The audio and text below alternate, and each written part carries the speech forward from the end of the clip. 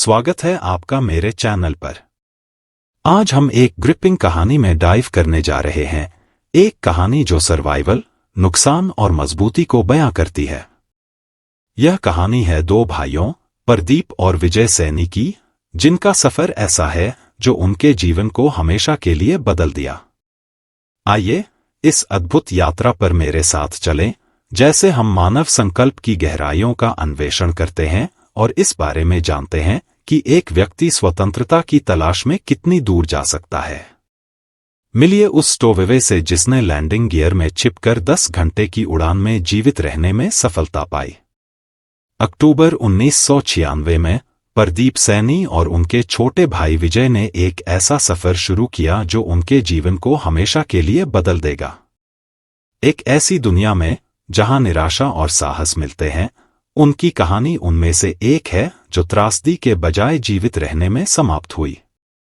जबकि कई लोग अपने देश को खतरनाक तरीकों से छोड़ने की कोशिश करते हैं, प्रदीप का अनुभव भयानक और प्रेरणादायक दोनों है। ये भाई पंजाब, भारत के एक छोटे से गांव से थे, जहां उनकी जिंदगी कार मैकेनिक्स के साधारण काम के चारों ओर घूमती थी। अपने साधारण प्रारंभिक जीवन के बावजूद उन्हें अपने काम में खुशी मिलती थी, लेकिन एक तूफानी सामाजिक राजनीतिक माहौल का साया उन पर मंडराता रहता था। सिख अलगाववादी आंदोलनों के उभार ने पंजाब में कई लोगों को कानून प्रवर्तन की निगरानी में डाल दिया था।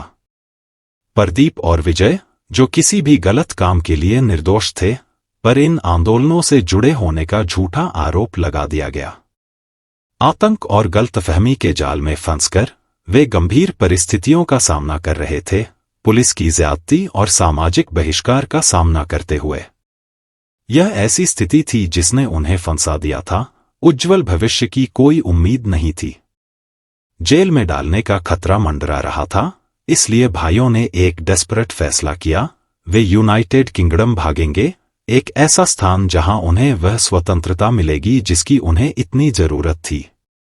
उनके पहले भागने का प्रयास एक मानव तस्कर द्वारा विफल हो गया, जो उन्हें यह विश्वास दिलाने में सफल रहा कि वह उन्हें सुरक्षित रूप से उनके गंतव्य तक पहुंचा सकता है।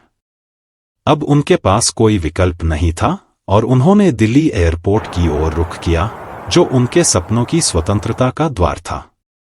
कुछ दिनों तक एयरपोर्ट की निगरानी करने के बाद उन्होंने एक योजना बनाई। भाइयों ने एक ब्रिटिश एयरवेज के बोइंग 747 के लैंडिंग गियर में छिपने का निर्णय लिया, जो न्यू दिल्ली से लंदन हीथ्रो के लिए उड़ान भरने वाला था।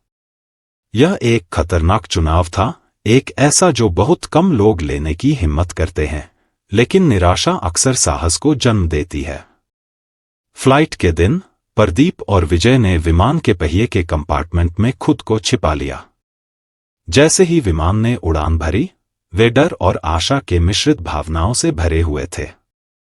वे जानते थे कि उनके सामने खतरनाक स्थितियां थीं, ऊंचाई पर अत्यधिक ठंड और ऑक्सीजन की कमी जानलेवा हो सकती है। लेकिन स्वतंत्रता की उनकी इच्छा ने उन्हें आगे बढ़ने के लिए मजबूर किया। उड़ान लगभग 10 घंटे तक चली। इस दौरान बाहर का तापमान 60 डिग्री सेल्सियस तक गिर गया। लैंडिंग गियर की स्थितियां कठोर थीं और दोनों भाइयों को अपनी स्थिति की कड़वी सच्चाई का सामना करना पड़ा। फिर भी प्रदीप ने जीवित रहने में सफलता हासिल की। बाद में डॉक्टरों ने बताया कि उड़ान के दौरान उनका शरीर एक ऐसी अवस्था में चला गया जो निलंबित एनिमेशन के समान थी, जैसे हाइबरनेशन।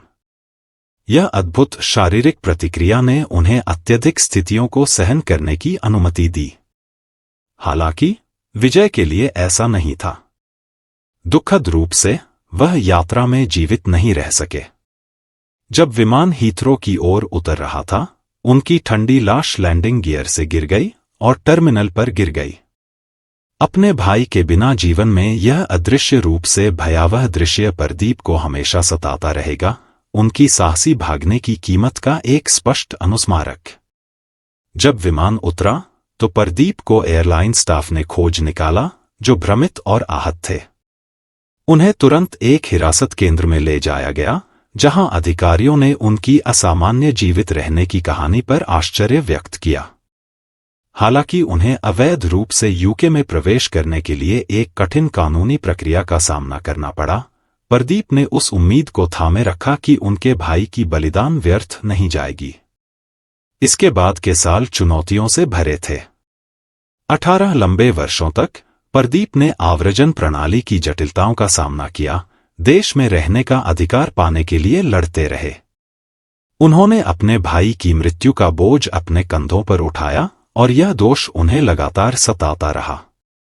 हर दिन एक अनुस्मारक था कि उन्होंने जो बंधन साझा किया था, वे जो सपने देख रहे थे और वह जीवन जो अचानक से छिन गया।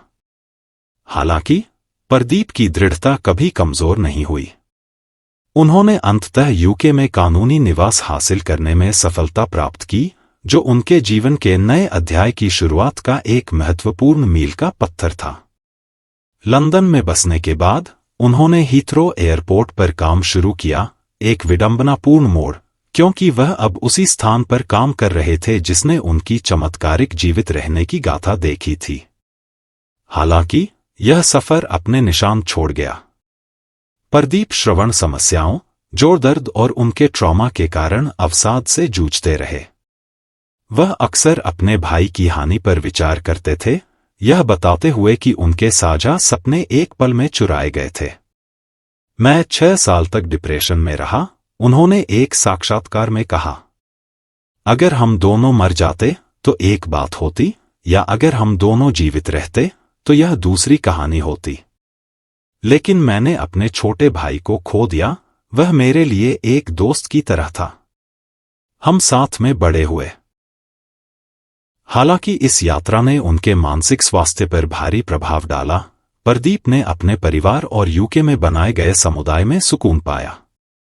उन्होंने अपने अनुभवों के बारे में बोलना शुरू किया, अपने सफर को एक चेतावनी की कहानी के रूप में साझा किया, जो खतरनाक भागनों और संघर्ष से भाग रहे लोगों के सामने आने वाली कठोर वास्तविकताओं को उजागर करता है।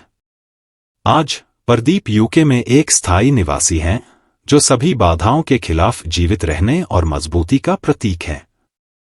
उनकी कहानी स्वतंत्रता की खोज में किए गए बलिदानों और हानि के स्थायी प्रभाव की एक भावनात्मक याद दिलाती है। उन्होंने अपने दर्द को उद्देश्य में बदल दिया है, शरणार्थियों के मामलों और प्रवासन की जटिलताओं के बारे में जागरूकता बढ़ाने के लिए। जैसे हम प्रदीप की अद्भुत यात्रा पर विचार करते हैं, यह जरूरी है कि हम उनकी कहानी के व्यापक संदर्भ को भी समझें। दुनिया भर में कई व्यक्ति आज भी गंभीर परिस्थितियों का सामना कर रहे हैं, जो उन्हें बेहतर जीवन की तलाश में जानलेवा निर्णय लेने पर मजबूर करते हैं। प्रदीप का अनुभव बस एक उदाहरण है, जो यह दर्शाता है कि मानव आत्मा कितनी भी कठिन परिस्थितियों में सहन कर सकती है। इस अद्भुत जीवित रहने और मजबूती की कहानी को जानने के लिए धन्यवाद। अगर आपको यह कहानी उतनी ही दिलचस्प लगी जितनी मुझे, तो कृपया द नॉलेज कॉर्नर को सब्सक्राइब करें ताकि आप और भी अद्भुत कथाएं और विचारोत्तेजक सामग्री पा सकें। याद रखें, हर कहानी महत्वपूर्ण होती है और एक साथ हम उन अनुभवों के बारे में जागरूकता लाने के लिए काम कर सकते हैं जो अक्सर अनसुनी रह जाती हैं। अगली बार तक।